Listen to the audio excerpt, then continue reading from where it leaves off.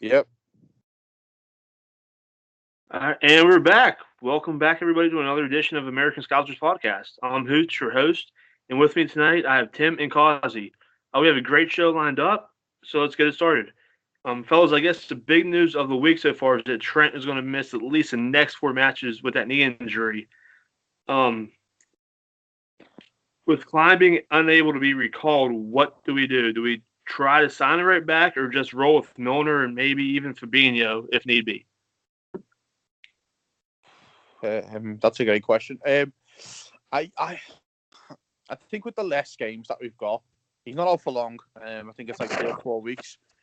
Worst case scenario. So, I think Milner can do a job.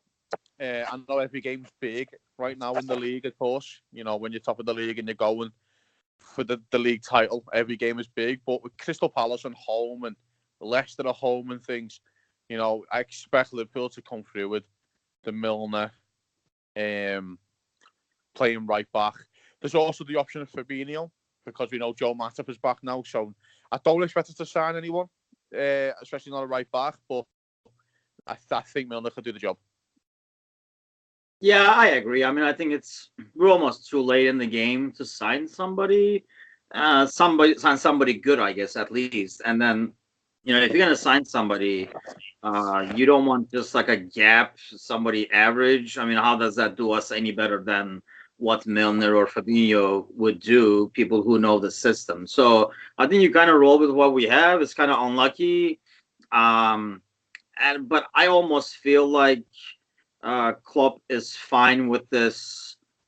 I mean, I would argue that he would start Milner over Klein, even if Klein was still on the roster.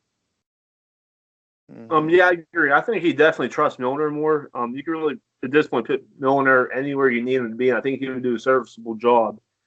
That being said, though, with Matip, he is back, but if he's not fully fit, kind of weakens your midfield. Then, if you need to have Fabinho to cover center back with Milner on the right back, leaves you kind of thin at midfield. Yeah, and I know Genie, I believe, has picked up a knock as well for the weekend. Yeah. Yeah, he picked up a knee injury the Brighton match. So what it does do, as we've been saying for a couple of weeks, it says to Naby Keita, it's time to step up. You've had your bedding period. It's now we need some big performances out here. I don't want to be disrespectful, but they're not the toughest games in the world. The next couple of games, they're games where you can see him playing well and getting his confidence back. So I think he's got a big couple of weeks. Naby to really step in there and really do a job because we're gonna need him in a big, big way. Yeah, I mean, I'm assuming Matip will start against Crystal Palace. I mean, he's been training for a full week now, and then he was able to. I remember like Klopp talking about after one of the press conferences that he's still in shape. He can do most of the things, so it wouldn't take him as long to get back into the team, kind of thing. So I honestly think we play him, and then you put probably Milner as a right back. I mean, my forecast was actually starting Hendo and Fabinho in the middle with probably Shaqiri in front of them.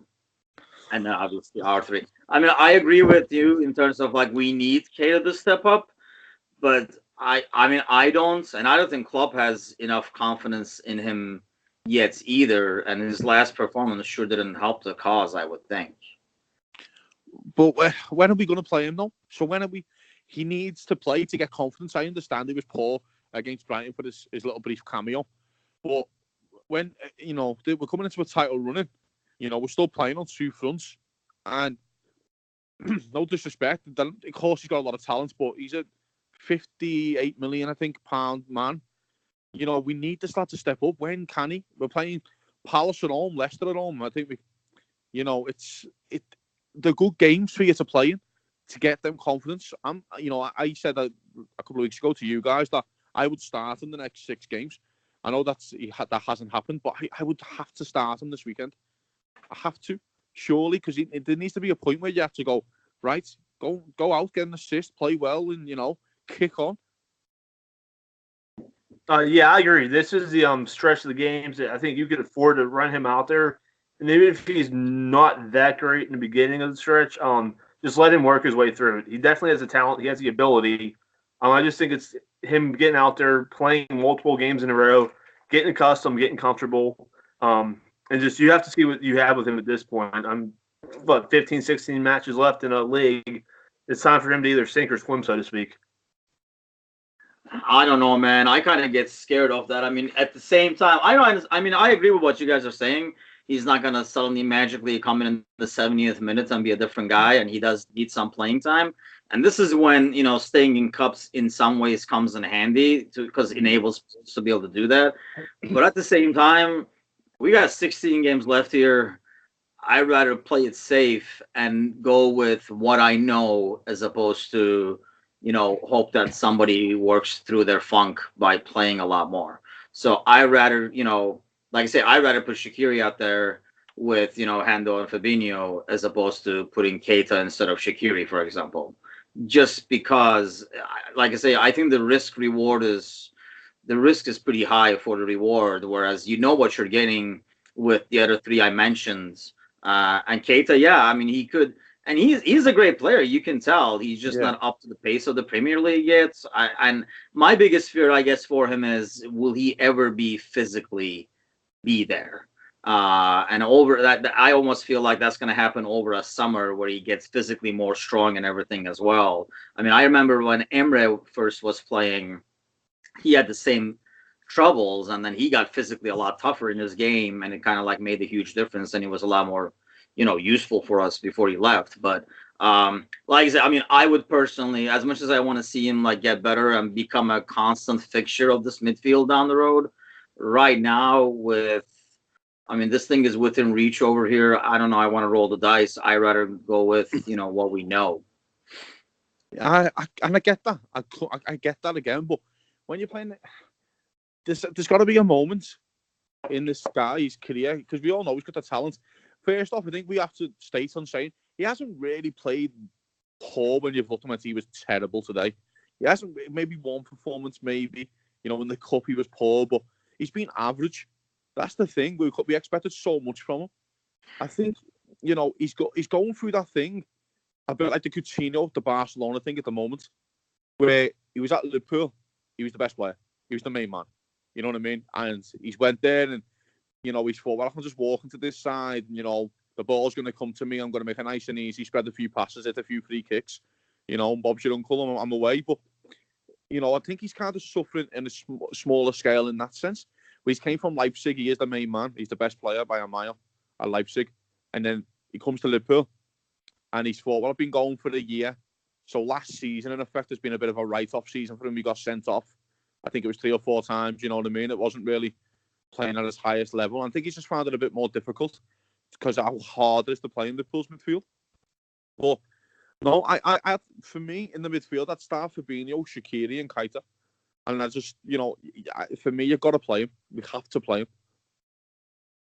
And I mean, I agree. I think like one thing you said is the main issue is the expectations for him are so high that there's no way it almost like, we waited for this guy for a whole season, for God's sakes, because he was signed and he's coming. I think that's part of the deal. I'm sure that's tough for him because the expectations are so high for him to come in and right off the bat be a fixture. Whereas we signed Shaqiri, and, obviously it was a lot less money too, but, the expectation was not him to come in and start and be impressive right away. I think that helps a player where anything they do, you kind of take it as a positive.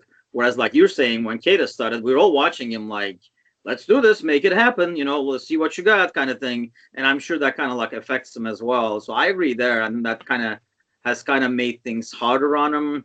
And I know, like you're saying, though, like the second part of the season, he was kind of like his mind was already gone, which affected his game.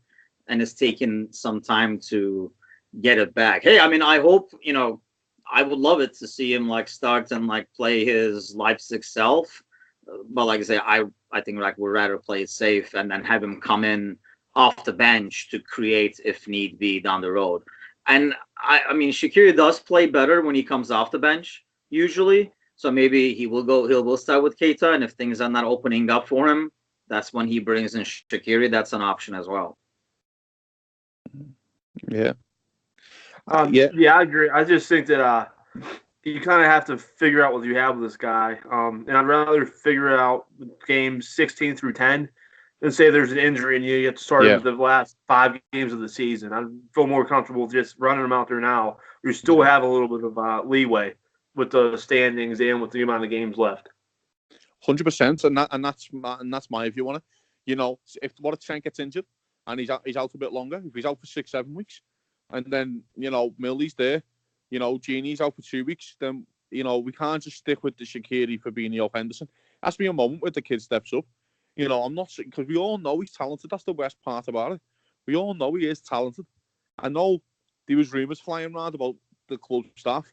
We showed up first day of training and couldn't speak English. And you're like, you've been known you're coming for a year. How the fuck can you not speak English? Surely you're signed for a year, lad. You know what I mean? Can you at least, say man on and pass me the ball?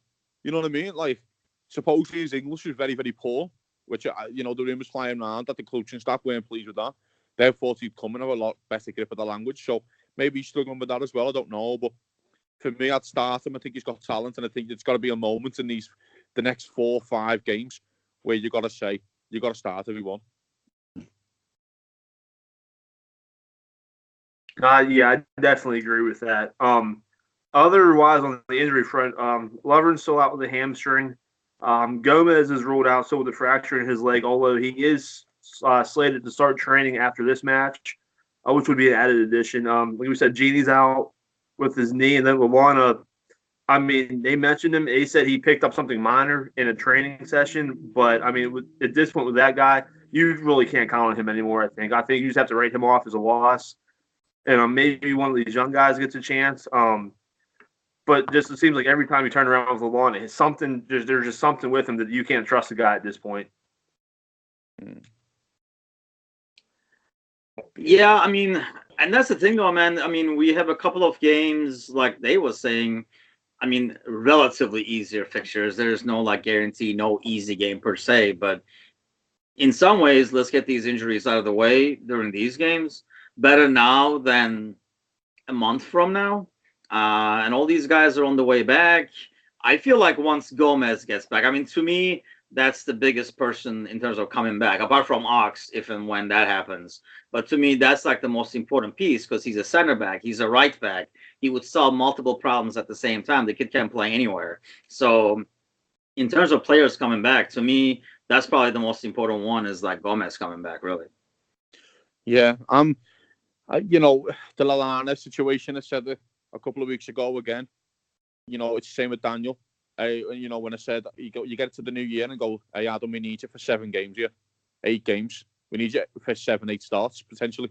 Daniel, we need you for 7, 8 starts, and you just cannot rely on him. And Lallana's proved me right. I know we still got that connection with Bournemouth. By the sounds of it, we're doing the old Southampton to Liverpool to Bournemouth kind of trick, and just sending our players down to Bournemouth. So, I can see that happening clearly in the summer. I think that's just a no-brainer of a deal, to be honest. And I like Adam Lallana. I think he's a talented player, but you can't, he's not talented when you're on the bench or when you're injured, So, for me, yeah, I think that's done. The other injuries as well, I agree there. The Joe Gomez one's been massive. Only because he looked like he suffered with injuries early on and looked like he was just finding a bit of form. It was his first really proper run in the side. He had a little run under Brendan Rodgers playing left back, and he played well. He got injured. And it looked like he had a really good partnership form with Van Dijk. Lovren's done actually quite good when he came in.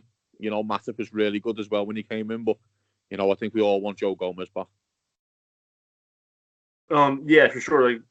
Tim said, when Gomez comes back, that solves a bunch of issues on a number of fronts. Just makes your team selection a lot easier on the weekend. You don't have to move 2 or 3 players just to cover one injury. Yeah, I agree. I said, we can't be moving 3, 4 positions just to accompany one injury. You know what I mean? Or 2 injuries. Trent's out. Okay, so Millie drops in, so he fills Millie's position. Okay, so Keita comes in. Okay, who fills centre back? Or Fabinho comes in. Well, who plays Fabinho? You want really, that's, of course, the Nathaniel Klein situation comes in where you go, well, Klein just drops straight in. It's a bit one-for-one kind of position. With Joe Gomez, you can push Fabinho back into centre midfield, or, you can leave Fabinho there. He has been doing well. You can play Joe right back, push Millie back into centre midfield. It can give us a lot more options when he's back.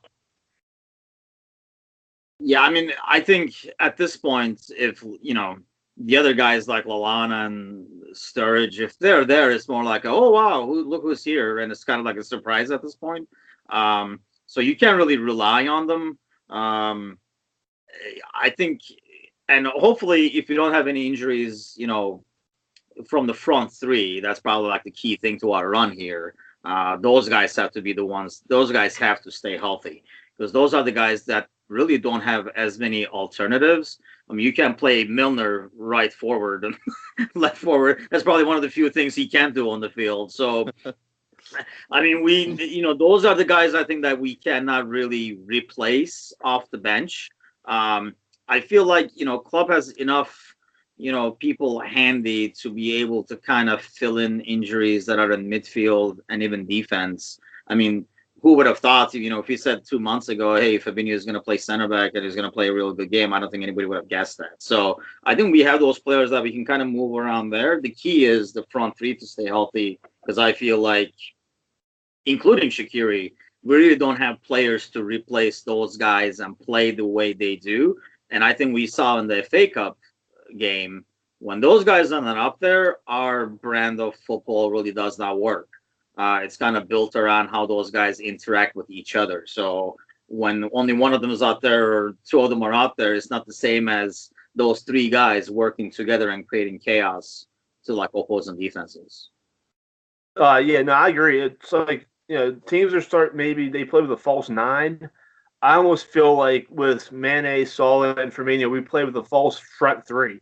That those guys can just play any position up front. You never know who's going to be coming on the press, who's going to be dropping back to get the ball, who's going to be the playmaker. Yeah. So with those front three, the key is they need to be healthy, because they are clutch for our title run. Just because what they do doesn't always show up on the score sheet, but I don't think there's another front three in all of Europe that you can just say, okay, Saul's on the right-hand side, then he's dropping back to get the ball, and Bobby moves over to the right, and then Saul can switch into the center forward. The way they interchange, I think, is something you can't replace and you can't create with just anybody who you plug in there. Yeah, I think. Oh, sorry, I didn't mean to, but the whole, when we were talking about, I think we were like last podcast or the one before, we were talking about Coutinho and stuff. I think that's one thing has changed since Coutinho has left, where those guys have become more interchangeable. And the ones that pull back and grab the ball, in this last game, we saw like Shaqiri coming and grabbing the ball. We saw sometimes Mane on the left coming and doing it, sometimes Salah. Whereas in the past, when we had Coutinho, we almost got lazy and we gave the ball to him and said, make something happen. And those three guys are a lot more stagnant. I think it's kind of, I don't know if this was the plan all along and this is how we wanted to play, but I think the post-Coutinho era, it kind of forced these guys to be able, not force them to be able to do it, I guess, but enable them to be able to do it, where they're constantly moving around and it has to be a lot harder to defend, as opposed to those guys staying more stagnant. I mean, yeah, they still made runs off of each other, but you kind of knew where they were going to be, and it was all on Coutinho to bring the ball and make something happen. I feel like we have a lot more moving pieces now, which has to make defending a lot harder. Yeah, don't be surprised this weekend, guys. I know this might shock you, that he only plays 2 out of 3. I've got a feeling that he might. I'm not saying, I don't know who he's going to rest. I'm not saying he's going to rest anyone. I'm saying if one's feeling a bit fatigued, if one's got the smallest of knocks, you might go, if I rest them now, as again, we should be able to play. Say, for example, it's Mane who's injured. If it's Firmino, Salah, and Shaqiri playing off the left, it's not, oh my God, the world's going to fall down. Liverpool should be able to beat Crystal Palace at home with Shaqiri playing in that kind of position, or the Keita, because Keita said he prefers that kind of forward 3 position. So I wouldn't be surprised if he goes, if one of them is feeling the pace or one of them is got a bit the smallest knock, if I rest him now, he gets 3 weeks off until the next game. This week, of course, the game week, and then he got 10 days. worked out about maybe 22 days off, 23 days since the last game.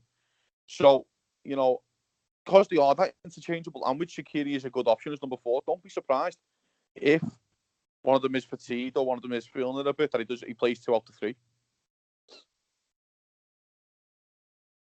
That's scary. I know that shocked you there, Anna, guys. I'm sorry. You got me. You scare me with that one. Let's hope Klopp is not thinking like you are. No, to be fair though, if one of them's in training this week and he's feeling a bit off the pace, and you look and go, well, disrespect, that's fucking Crystal Palace and all. We're really good, I understand he just beat City, but City was shite at the time.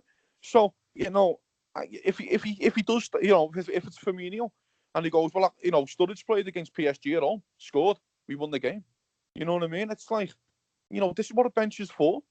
Aguero didn't play against Wolves. They won 3-0. That's football, isn't it? There's got to be a moment where Liverpool have got to go, well, I've got to get, again, what if Bobby Firmino goes out for the season? I know that sounds disgraceful and it sounds heart-wrenching to think about it, but Sturridge has to play games. I'm sorry, but he has to play football games, guys. I know we don't want him to. And I know we don't want Origi to. Right? But they're going to have to play some football matches eventually. And I don't be surprised, again, if one of them's feeling the pace and he goes, well, I can give him 3 weeks off. No, yeah. I would say, if you still start 2 out of the 3 up front, like all you said, it's Crystal Palace. You should be able to win without going balls to the wall and playing everybody. If somebody's off a little bit, yeah, you give them a rest. And I mean, we're the league leaders. You should be able to win these types of games without having your full squad available.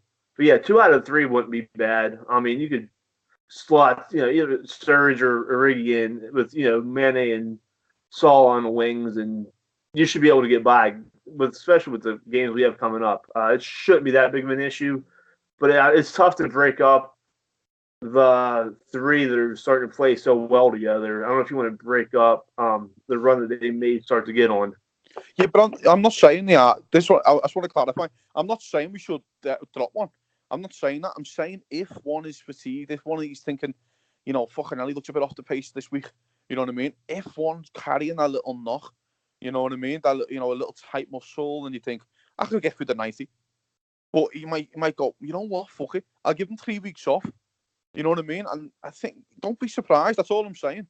Again, I resort back to the Wolves City game. He didn't start Aguero, and he win 3-0. It's football, and he might think of that in the back of his head. We're fans. I want to see my front 3 against Palace on the weekend. Yes, of course we do, and we want to see Liverpool win football matches. But he's the manager, and he has to plan for the next. He has to plan for basically till May right now. You know what I mean? And if you can give one of your best players 3 weeks off right now because he is feeling a bit under the weather, why not? Why Liverpool should have enough to beat Crystal Palace. Well, you know me. I'm never way too confident with any of the games. I'm the paranoid one. But I think, looking at the schedule, there's going to be a couple of days where I agree we're going to have to do that. And that's where I think hopefully Sturridge or Origi, somebody will show their value. Usually, most of them are going to be right after the Champions League games probably. Yeah. I know we have a game, after we play at Old Trafford, we play Watford in 3 days unless those days get changed afterwards. We have Everton away in the start of March. I think we have a run with Bayern Munich, United and Everton in the space of 12 days or something. Yes. Yeah, so that Watford game in the middle, and then there's the Fulham game that's right after the second leg of the Champions League game. That's 3 days after too. So I feel like those are 2 days where, we're going to need somebody off the bench to relieve, the front 3. But right now, I mean, you kind of get every minute out of them. If we have any advantage over City, I think that's one of the biggest advantages we have is we can trot these guys out once a week out there at their best, whereas, they have to shuffle stuff around between League Cup games and, FA Cup games and stuff like that. Yeah, well, you say that though, but if one's feeling 80%, for example, like Trent was on the weekend, he gives him a pain and clean injection, he gets through the game, and then he's into for 4 weeks. Do you get what I'm saying? So, I agree to that. I mean, I wouldn't risk him, But I mean, If if one's it's not an feeling it, injury thing, I yeah. would definitely, keep If those one's guys feeling out it, he there. might go, I can get him through the game. I'll get him through the game, give him 10 days off. Right? And that's fine. He might play that way. All I'm saying is don't be surprised if he goes, you know what, fuck it, give him 3 weeks off. Then I'll play this weekend, one of them. You know what I mean? And he's never going to start 1 out of 3 or start 2 out of 3. But he might go, fuck it. I'll give him 3 weeks off. If it's Mo, Mo's been at the World Cup. Same with Bobby. You know what I mean? Same with Mane, funny enough. But, Mo with the shoulder and all that, feeling a bit, he might think, fuck it, and give him 3 weeks off. You just never know. And you might even go to him, go and see your family for 5 days.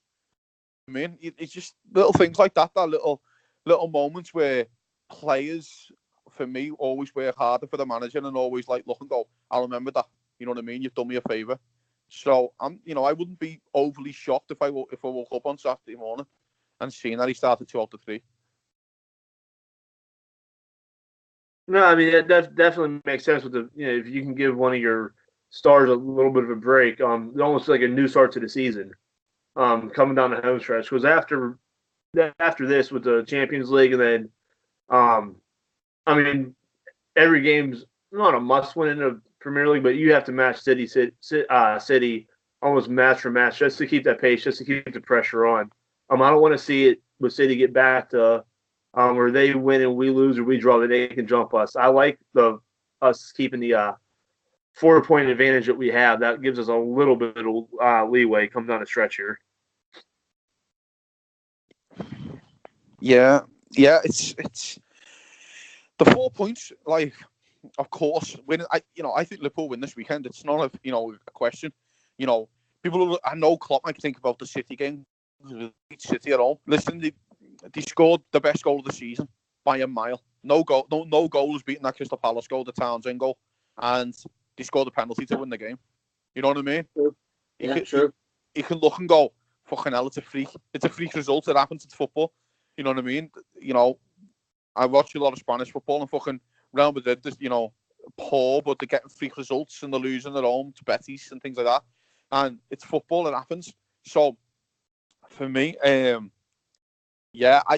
think if he gets them the 4 points after the Palace and they got to go to Huddersfield, of course, I think he gets them in them 10 days break and goes 4 points is massive, guys, and he gives them time to evaluate the situation and, they can pick and choose the moments in the games. And, and that's another thing as well. Again, with the players like Lallana and Sturridge and Keita and things, the guys who haven't had much football, that 10-day break is going to be massive. It's massive. It's like an extra pre-season with them. So, gets them up to fitness and gets them, especially learning the system, especially Keita, learning the system about where he wants them and things. I think it could be huge. Yeah, I mean, in terms of Crystal Palace, like I agree. I mean, that City win, as great as it was for us, it was kind of like a fluke win.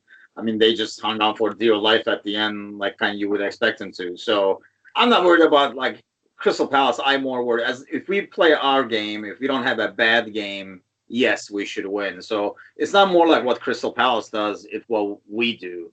And again, we have the same thing going again. You win on Saturday. Now you put the pressure back on the City again, and they're going away. It is the Huddersfield, but you never know. Any away game in Premier League is tough. Yeah. So that puts the pressure back on them again, and we do the same thing again next week. We're home again, and then they're going away again, and this time they're going to Newcastle. So I don't know. I feel like these fixtures are kind of in our favor. I'm hoping, if we can keep our run started now and keep going, they're going to stumble along the way. I mean, I consider like Tottenham out of the race at this point.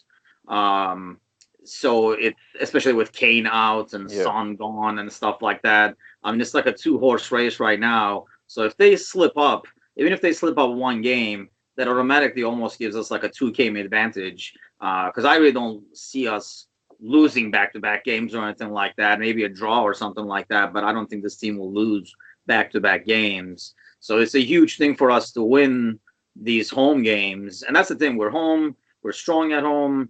And I feel like regardless of who we're missing, I mean, we're missing. If you look at, the grand scheme of things, if Matip plays, the only person we're missing really is Trent, which, we would not consider a big loss. As long as we don't have to pull Fabinho and Milner off of the midfields, I mean, ultimately, we're only missing Trent. Mm-hmm. Yeah. I agree, and I think I know what you're saying about Liverpool losing 2 games. What it does, these 4 points, it says to Liverpool that you can go to United and draw, you can go to Everton and draw, but it says to City and go, you gotta go to United and win. You know what I mean? Yeah. It says to Liverpool, go, Wedge, you can. If it gets to 0-0 at half time, guys, we're fine with 0-0. You know what I mean? If they don't want to play ball, if they want to try and hit you on that counter, don't you get engaged. You know what I mean? It says to them, go, well, we'll take a draw here. Now you go there and win. You go to Everton and win, because Goodison Park is a horrendous place to go for any football side, really. If they're on fire and Goodison is bouncing, it's a tough place to go. And that's what it says to them. I also believe that City, I think they got like 8 or 9 games away now as well. They have a lot of games away. Liverpool have a lot more at home. Someone will probably correct me if I'm wrong, but I know it's been mentioned that the next 2 games are away as well. I think they've got Huddersfield and Newcastle away. Newcastle away is a horrendous game. I know Liverpool's still got to go there, but if they drop at Newcastle, then you get to 6 points, and then they go, for me, I think if you get to the end of February where the Champions League kicks in and Liverpool are 7-8 points clear, then it is all about the Champions League for City. I agree. Looking ahead, with Tottenham, Chelsea, Man U, and Everton, I think those are the most likely 4 matches for us to drop points and not take all 3. But with Tottenham now losing Kane, I think that's a very winnable match. Chelsea, I think we have more class. We can just outclass them. Man U's always tough, especially at Old Trafford with the run they're on. They have a newfound belief. And then Everton, I mean, with Derby, it's just, it's going to be a tough match. But once again, I mean, I feel we're miles ahead of Everton. So really, out of the 12 points, we take. I mean, you say you even drop Man U, you win the other 3. Yeah, I mean, we're almost so clear at that point. I mean, that's me being optimistic, but I mean, just how I look at it. Man for man, on paper, those games. I mean, we're the most talented team in the league, so we should be able to take the most points out of these matches.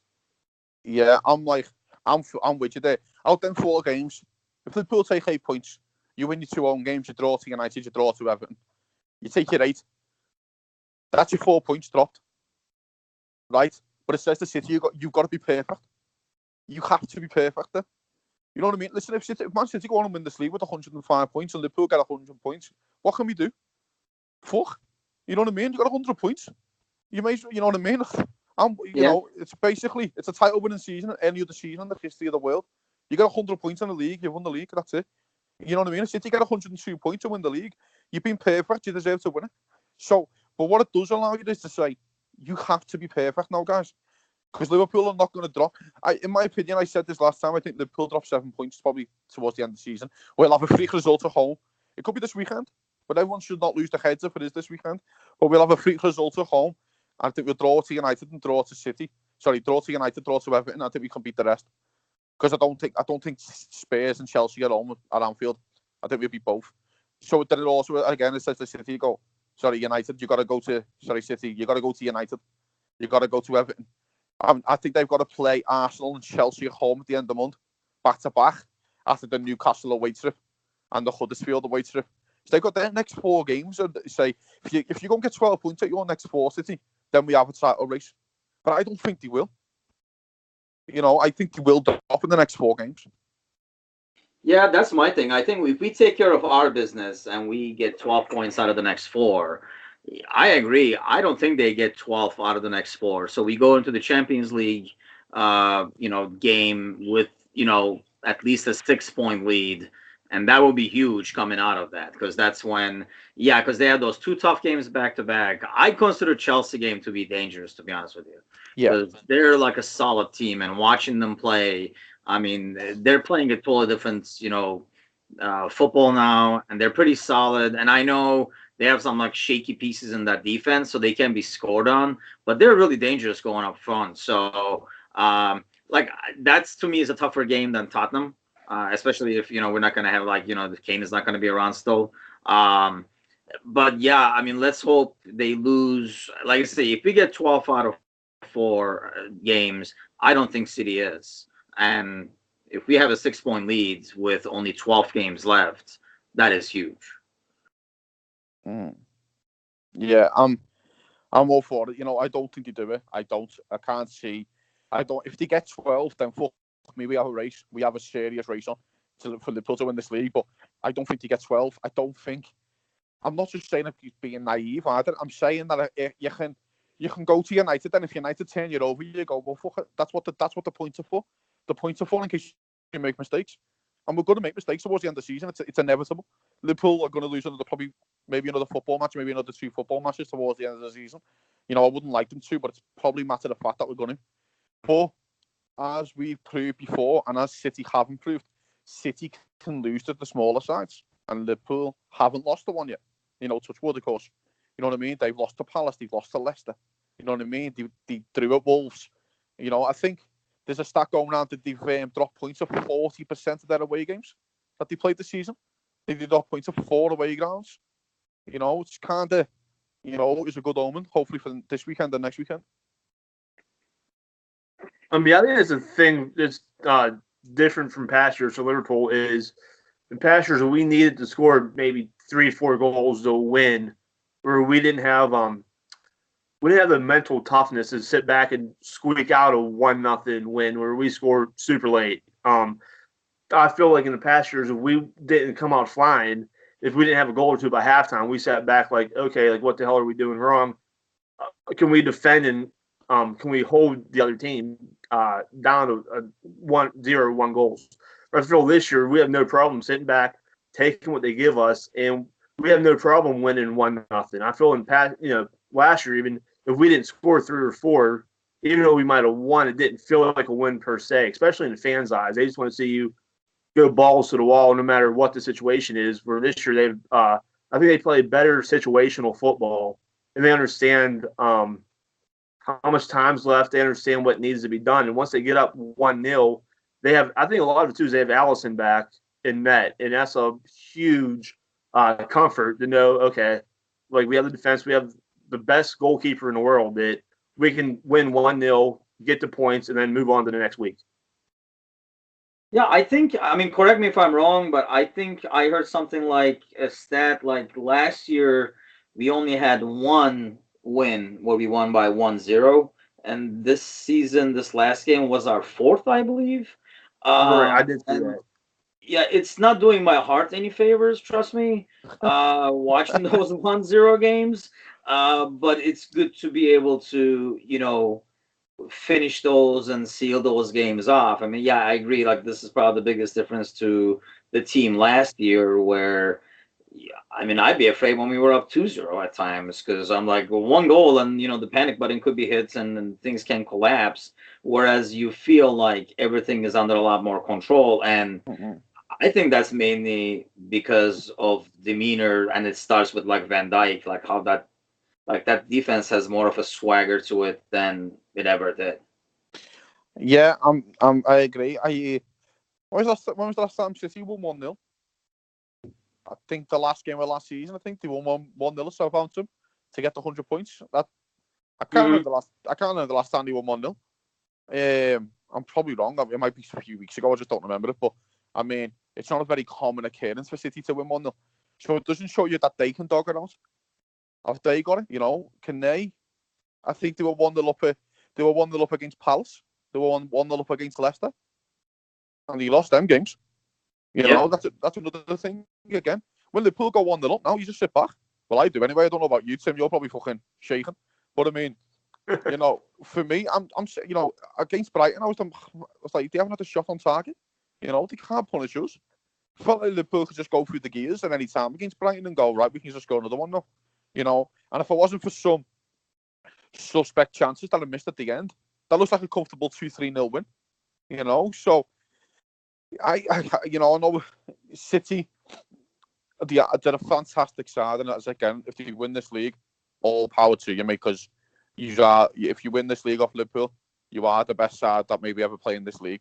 So fair play to you, but I don't believe they are as good as they were last year. I think the De Bruyne injury affects them massively when he's not fully fit. I think they can't get Aguero to start full football matches and rely on him. So yeah, I'm not as worried as probably some of the fans are. I think that has affected how teams play them as well. The fact that they lost points, they lost games where they took the early lead.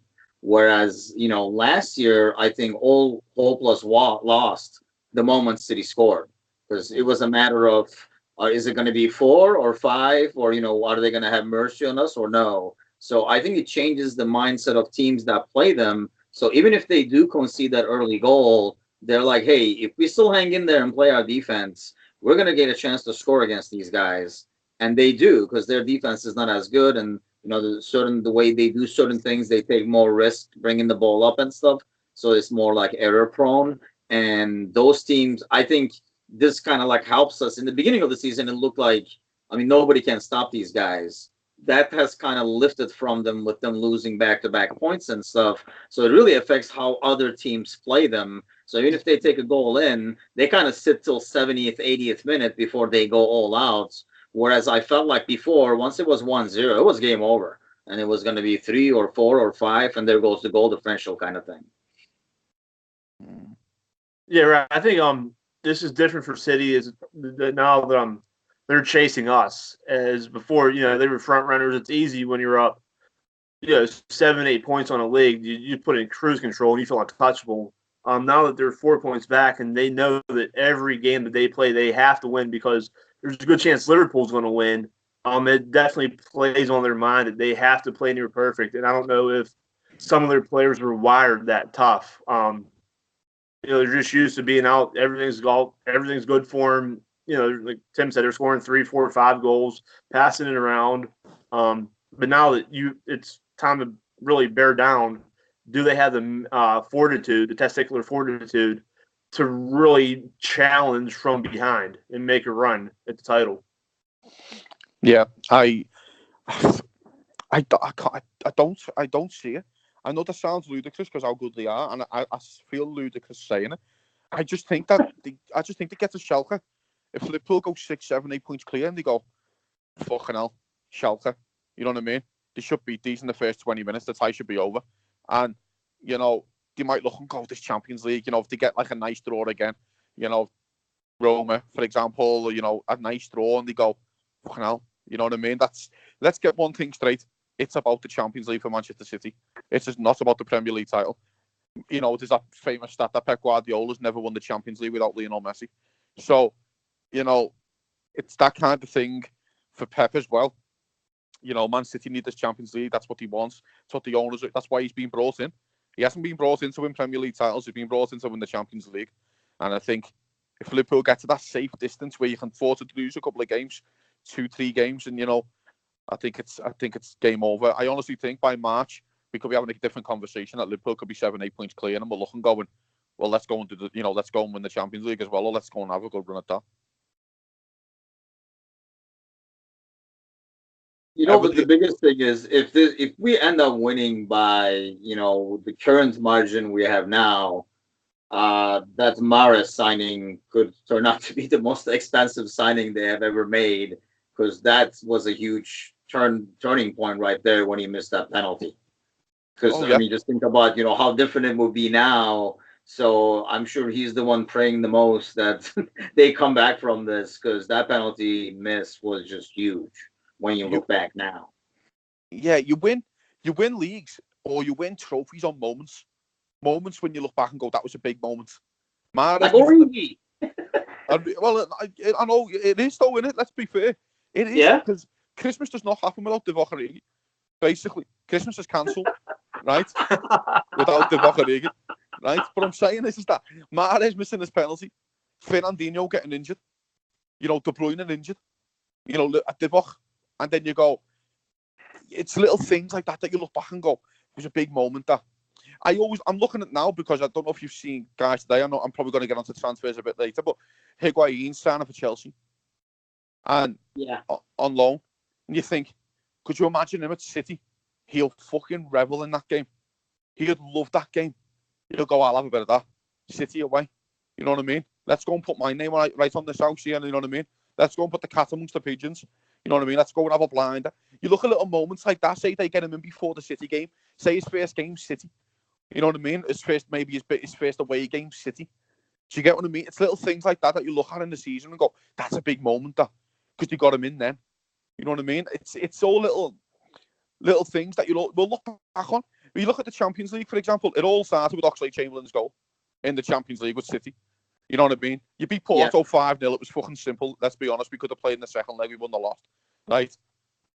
Yeah. You could take the Salah goal. City are dominating before the Salah goal. Let's be fair.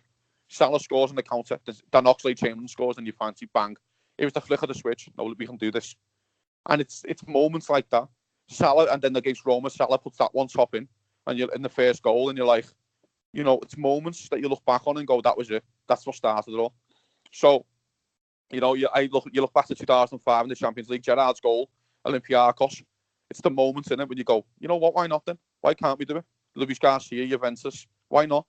So you look back at the Mahrez penalty. It's the biggest moment of the season. It really is, because Liverpool will not be top of the league if Mahrez scores that penalty, because Liverpool do not go on the run they go on. And it's the same with Divock as well. Liverpool do not go on the run they go on. Liverpool look at Christmas, Divock scores, and they go, fucking hell. Them City players are sitting there dejected like, fuck's sake, man, why can't these just fuck off? We should be any other season with 12 points clear. You know what I mean? But this season, these Reds just can't get away from us. You know what I mean? So, it's all about moments, guys. You know what the irony is? If we look at the season, like if I look at the season and you said pick 3 moments, I would pick the Mahrez penalty miss, I would pick the Sturridge goal against Chelsea, and the Origi goal against Everton, which is really weird because these are 2 guys, that we think they're going to pick it up and stuff. But if I pick 3 moments and those, are 6 to 9 points gained right there, it's obvious those 2 guys that I will like. So far this year, those are like 2 huge moments that brought instant points, and I think they were all huge. No, right, for sure. And it's ironic when you think about it, is when we were in October, early November, when we were a few points back at City, everybody was saying with the start, when we were on the unbeaten streak, that any other year, Liverpool would have been running away with the title. Yep. And now you look at it now, City's almost saying the same thing. Any other year without Liverpool playing as well as they have, City's would be running away with the title. So it's kind of funny how just a few results a different way switched the whole narrative of the season, where before you're saying, Liverpool would be running away with it, and now the City's saying the same thing. Without Liverpool, we'd be free and clear almost at this point. I know. Do you know what the funniest part is about all this? Imagine you're a fucking Spurs fan. Because you must look and go, my God, any other season we'll be top of the league. Like, right. Or at least a couple of points off, and you're like, fuck's sake, you know what I mean? Like, we've got the best squad that we've ever had, probably in our history, and we're miles away. And that's how bad it is. Chelsea, you look and go, 5 years ago, we'll be 3 points off the top. You'd say we're well in this race. And now you must look and go, for fuck's sake, they look like they're miles away. They're not. They're not, of course they are, but on paper, they're not miles away. 3 signings, Chelsea, puts them right back in it, a top-end striker, you know what I mean? It's just a crazy season. That's why I'm, I've said it, if Liverpool win the league this season, it's the best league we'll ever win, by a mile. It is the hardest league we've won. It's the hardest league. Yes, the bottom of the league, the bottom 8 are pretty shit, and the bottom 3 are basically championship sides. But, to beat a team, probably one of the best ever assembled, and you're going to do it the way you could do it, it could be unbelievable. Honestly, it can be unbelievable. And again, I go back to the moments. I turned on my phone today and seen that Higuain sign for Chelsea, and I was like, I fucking love that. Get into City. You know what I mean? Go on, let's see what you can do, mate. I know, I'm giving it a big one now. We might go and play shit. I might not get a touch of the ball and get subbed on the 60th minute. And I'll be like, oh, right, I got that wrong. But, I look at little things like that and go, he'll love that game. I can just see him now loving that game. Going, public enemy number 1 in most places he goes. He's not the most liked guy. Just go and score 2 and be brilliant. You know what I mean? I can just see it now. It's extremely possible. And the back end of a tough run for City as well. Since you brought up Higuain going to Chelsea, let's get into some transfer rumors. All's pretty quiet on who Liverpool may be bringing in. Doing a little bit of online research today, there's little bit of a rumor of Matt Hummels maybe coming on loan. With a Lovren injury, he does have history with Klopp, and he did tweet out that he thinks that Van Dijk is the best defender in the world. So maybe he's trying to flirt a little bit with Liverpool. But really, outside of Matt Hummels, there's really nobody else. I saw somebody just mentioned that Rodriguez from Bayern, he's out of favor, but I can't see us bringing him in at this point. He's 27. I think that ship's very well passed. The most intriguing one I saw, which kind of made me laugh, and I can't see this possibly happening, but I mean, who knows? We did get $20 million for Solanke on his way out. Was that Tottenham may be interested in Divock Origi to come in and replace Harry Kane? Just your guys' thoughts on that. You want to take that one first, Dave? You go at it first. If Divock goes to City and gets a 96-minute winner for Spurs, I'm all for it. I'm all for it, guys. To be honest, if you can do it against the Toffees as well, I'm all for it. But listen, the Matt Hummels, that's just all. It's just all people putting 2 and 2 together and getting 12. That's not happening.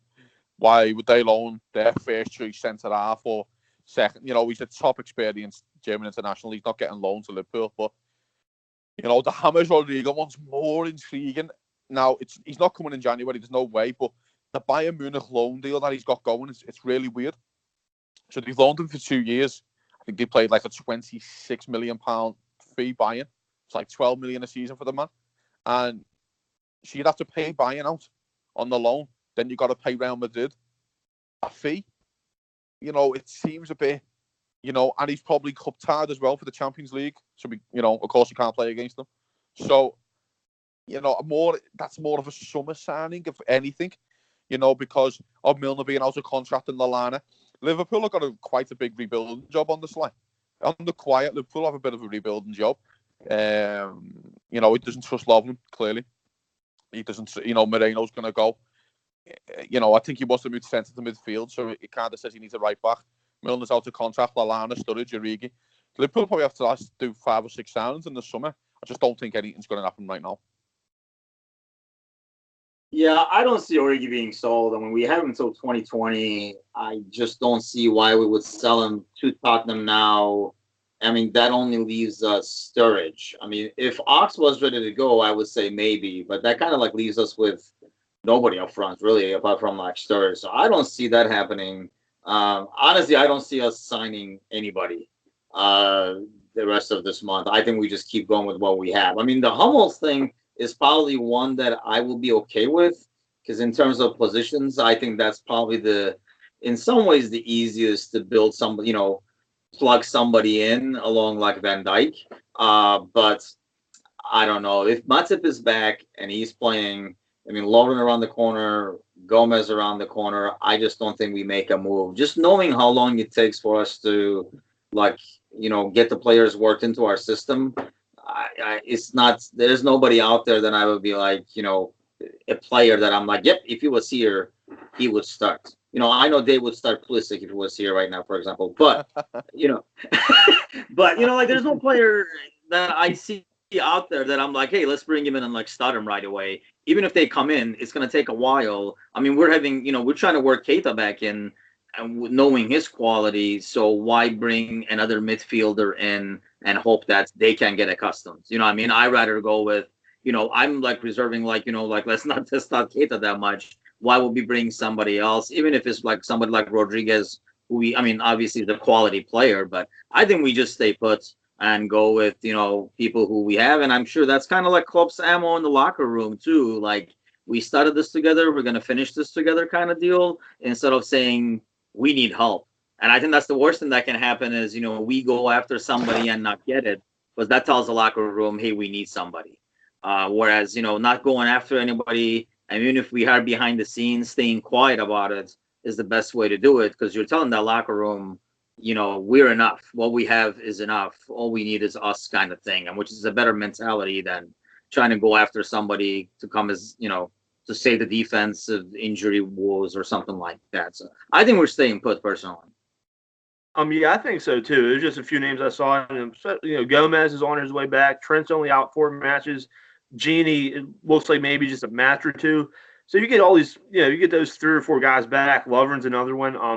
Then all of a sudden, anybody you would bring in now would almost be pushed out. So what was the guy they brought in? Stephen Calker. Was that 2 seasons ago? He came in on a free. Yeah, he came in on a free transfer. He played 2 matches, and now, I mean, nobody even knows where he's at. So that kind of that type of situation, I feel like. Oh, I know where he's at. He just signed for a crappy team in Turkey. Yeah, that's Hanaspor, yeah. That's Hanaspor. Yeah, Alanya or somebody. Yeah, they're like a mid-tier team in Turkey. Do you know what, man? I'm like, no way. We were just talking about him.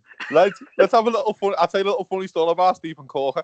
When he signed, as you know, we used to play him up front, right? That's how crazy that was, by the way, that time when Jürgen came in. I know everyone remembers. Auxiliary striker, they called him. Yeah, man. I remember when everyone remembers that 5-4 game that Lallana scores the last minute, of course, and he runs over and breaks Klopp's glasses. I always look at the moment, right? I don't know if you ever watched that goal back. Stephen Corker shoots, and it hits the defender's leg, and then the ball comes to Lallana scores, everyone's great. I always think, imagine that goal, because it was going in. Imagine Corker scores. Like, it'd be held in such high regard at the man. You look back at the game, please. Anyone just pull it up on YouTube, watch it. The ball's going bottom corner, right nestled in the corner. If you score that and win 5-4, Stephen Corker, I don't know if you call Jürgen Klopp a genius and an absolute maniac, because that would have came off. Honestly, and I just always think to myself, your career changes so much. If that scores, if that goes in, you might be playing up front for fucking Burnley or someone by now. But amazing, man. Poor Stephen Corker, what a guy. I think the most intriguing transfer rumor out there, and it doesn't necessarily involve Liverpool directly, is Coutinho to United. It looks like Barcelona put a $100 million price tag on him, and the talks are definitely picking up steam. If Coutinho somehow would end up at United, does he go down as maybe one of the most 2 or 3 hated players in Liverpool history? Fucking hell. Feels sick thinking about it. Do you know what it is? The worst part about it all? It's actually something I can see happening. That's the worst. I can actually see it happening. I can actually see him going. And not just to piss off Liverpool fans, I can see him looking going. Man United are a massive, massive club. We can't disregard that. I know the hatred between the clubs, but it's one where I can see him fitting in as well. I can see him being a number 10 there. Just going in at the left-hand side, doing his things. I don't think, personally, it's going to happen. I think with the Suarez age, I think with the Messi age, with Busquets, and I think they'll look at the Dembele and the Coutinho and go, they can be all linchpins, they can be the two that can, he's just having a tough start, and it's, I'm not saying I wouldn't have him back, because I would. I'd take him back in a heartbeat, but I think eventually, whether it's the end of this season or it's just going to be the end of next season, that Suarez and Messi are going to, maybe not much Messi, but Suarez is definitely going to be moved on. I think Suarez is 32 now, maybe 33 this year. So, I think he's going to look at that himself and go, I can buy me time here and just blend in for the next 12 months, get to the system, get used to things, and I can be the star here. Yeah, I would be terribly depressed. That would be like if Pulisic signed for Everton, how they would feel is how I would feel if Coutinho played for, like United, because that's probably the team I hate the most. And I really like Coutinho when he was here. Kind of like didn't like how he left and everything. But I just, you keep reading these different articles. Like I read like an article the other day about how he misses Klopp's around the shoulder arm, blah, blah, blah. And, yeah, I saw the same one. Yeah, they make the guy sound like he's like 5. I mean, this is like a world-class player. The guy plays national team and stuff. If that's his level of self-confidence, is he really gonna come back to Premier League and be seen like that? That's even more pressure on him, I think, than being in, Barcelona coming off the bench. I just don't understand how that would affect. I mean, if the guy has a psyche that's that weak, that if somebody's constantly telling him he's doing good, he's not going to play well, like he's 5. I just don't understand why he would come back to the Premier League, go to one of the rivals of the team he was playing on, and honestly, I don't think he would do much against us. It would be like when Sterling plays against us. If that's the psyche, if he hears those boos, and he's going to get the the highest of boos if he comes to Anfield and plays against Liverpool with a United jersey. He's not going to be able to do jack. But yeah, I sadly, like Dave says, I can almost see it happening, like possibility wise, United doing that, because I mean he's a good player, and 100 is not a bad deal for him. But why would Barcelona do it? I guess is my question. I mean, why would you admit, even if you made a mistake, it's kind of too early to call it a mistake. Yeah. That quickly to say, I mean, not even a full year at this point. Now I guess it's going to be a full year. Like, why would they call it quits and take such a huge loss on the deal, and to sell him? And then who would they replace him with? So, and like, Dave was saying, like, they have players who they're going to be leaving. I know, and like, who's out there that they got the 100. Where are they going to go spend that money? Barcelona doesn't go get a promising kid for 20. That's not their style. They get the big name. And who would they get with that 100 that would be better than Coutinho? So, I mean, it would be just bad business, I think, for Barcelona if they do it. I mean, they would need more than 100, but there's that talk out there that Neymar, depending on who you believe, that Neymar wants to come back or Barca wants him back. Whether that's true or not, that's just one of those links that won't go away. I've seen that, yeah. It's weird with the Coutinho because the problem is with United as well. I think we need to concentrate on that club. Who's the manager in 6 months? Because Pochettino might walk in and go, I don't want it. And they're going to go, well, we just signed for 100 million. And he's going to go with Eriksen's up. They're going to go with Eriksen's up in contract in 18 months, so we can take him on a free. So let's just wait. You know what I mean? So right. If you're going to sign a guy for 100 million, you've got to back the manager. He might walk in and go, I don't want to play him. Well, you just signed him 6 months ago. He's our biggest shirt seller. Because every United fan would have Coutinho on the back of the shirt. Of course he will. You know what I mean? So he's our biggest shirt seller. But you might go, I don't want him. I want Eriksen in 18 months when he's on a free transfer. You just wasted your money down the drain. So, to me, the United one, Neymar, now, I think that could happen, but I don't think the Barca deal happens. I think the Real Madrid deal is going to happen. And, which sounds ludicrous, but that was the first rumor that first came up why he wants to move to PSG, was to get to Real Madrid, because you can't, it's very rare, as you know, Barcelona to Real Madrid. Figo done it, and it was, they threw a pig's head at him at the game, so...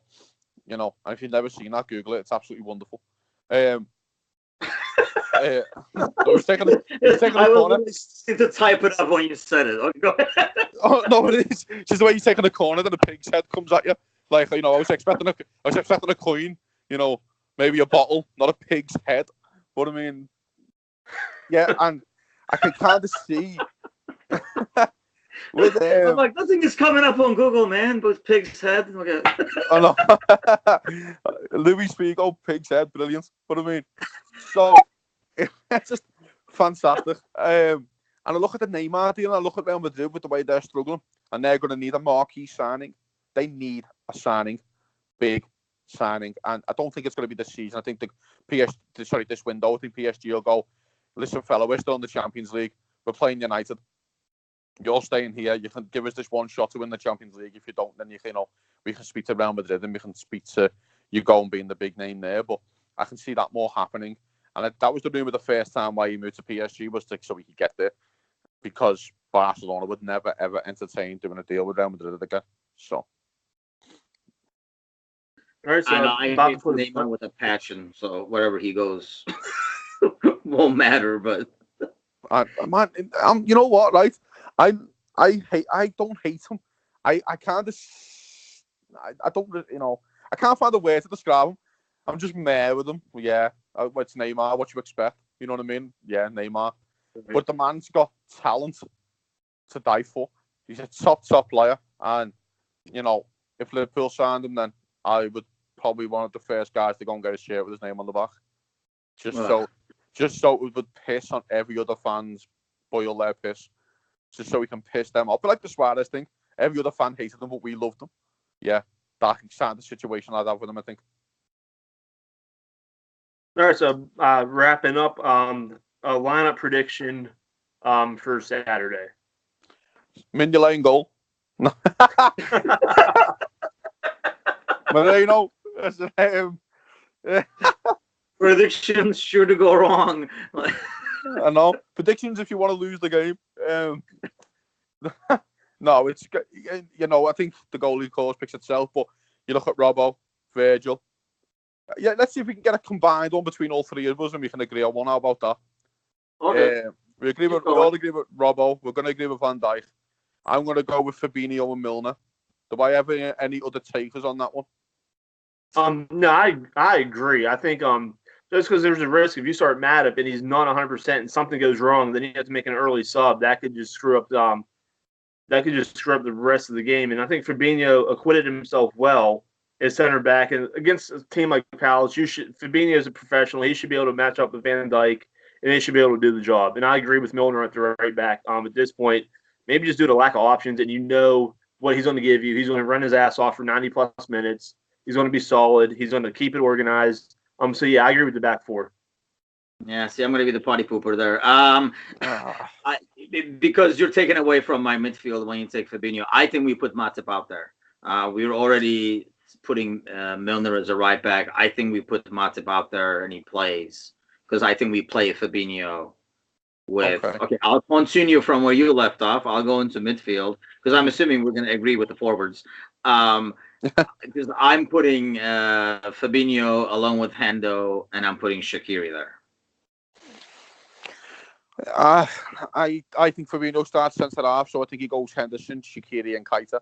But the one thing about the Matip situation I just want to bring up quickly. I think he gives Matip another week's rehab, knowing there's a 10 days coming up where he can have his break. So I think he goes to Matip. You can just take this week off in effect and take another 10 days to get your shoulder right. So no, I'll go Henderson, Shaqiri, and Keita. Yeah, cause I have the same thing. If Fabinho starting the back four, then midfield almost picks itself. Yeah, Hendo, Shaq, and Keita. I agree with that completely. And then the front three are the easiest pick, I think, aren't they? All I'm saying is, guys, I don't want to scare you again. Don't be surprised if he does something crazy and bangs. You are scaring, goddammit. Stop saying it. Listen, man, Lallana could be fit. He might go, I'm going to put Lallana in, and I'm going to put Shaq up front and drop one. Don't be surprised, you know what I mean? If you wake up, guys, on Saturday morning, you look and go, fuck, what's he done? Don't be surprised, that's all I'm saying. Score predictions? God. Don't think we'll concede. I just never think we'll concede ever again, to be honest. So I'll... I know. Imagine that Hummels deal was true, and we actually signed Hummels and Van Dijk. My God. I'll go 3-0. I think if we score in the first 10, we could, beat them easy. I'll go 4-1. Oh, come on, man. I think they go. Well, I mean, you're putting Fabinho and Milner in defense and hoping for a shutout, which is possible, I guess. But I feel like, yeah, I think we let one in, but it's like a meaningless one, if you will. Like it's 3-0, they make it 3-1, then we go make it 4-1. Like if we up, we go make it 4-1. That's the kind of game I'm hoping for, at least. So. Mm-hmm. Yes, I'll split the difference. I'll go 4-0 Liverpool. Nice. Tim, I don't know if this is on your agenda. I just want to mention though quickly at the end. Anyone ever got under 23s with Kier Van Hoover getting sent off? Don't know if you guys know. Yeah, whoever played for the under 23s last week, 2 nights ago, got sent off. Supposedly it was not sending off, but he had a bit of a go with the referee, so he sent him off. Rafa Camacho scored, and this is my favourite part. He was playing up front. He was the striker. So you went from playing right back against Wolves for the first team to playing striker for the under 23s. So I don't know what crazy plans Jurgen Klopp has in place for this kid, but my word, we have a utility playing on our hands. I tell you what, though, mate, if Alisson gets injured, I'm putting him in goal over fucking Simon Mignolet. By the sound, no danger. But I just quickly wants to mention that anyway. But that was quite funny how we got a right back and a striker. So you guys think there's a chance in like a couple of weeks we see this kid starting? I can see I can see him on the bench. I don't think he's going to start. Camacho. No, I can see him on the bench, and then if we get a comfortable lead, maybe throw him out there for the last 20 minutes just to see the game out, get him some solid first team action. But yeah, that kid's going to be a special player wherever they decide he's best fit. He's another thing as well, though, which you got to think. Alberto Moreno's our only basically defensive option sub at the moment. So you might see him this weekend. You know, you might think, well, I've got a kid who can play 3-4 positions for me. You'd rather have him on the bench than and of course I have a serious agenda against Alberto Moreno. But I mean, the kid, you'd rather have like him on the bench who can play 4 positions for you than Alberto Moreno who can play 1. So maybe that's another option as well. Very true. All right, guys, any final words? Okay. I'm all good up the Reds. Yeah, up to Reds. I mean, let's get 3 points. I mean, I don't care 4-1, 1-0. I don't want a 1-0 because, like I say, my heart doesn't take those easy. But let's just get the 3 points, like 12 out of 4. If we do 12 out of 4, I think we're going around the corner right there to the last sprint. Let's get your flights booked, boys. I'm looking at it as we speak. All right, guys, it's been a great talk. As always, like, share, subscribe, and up the Reds. Cheers. Reds. All right, cheers.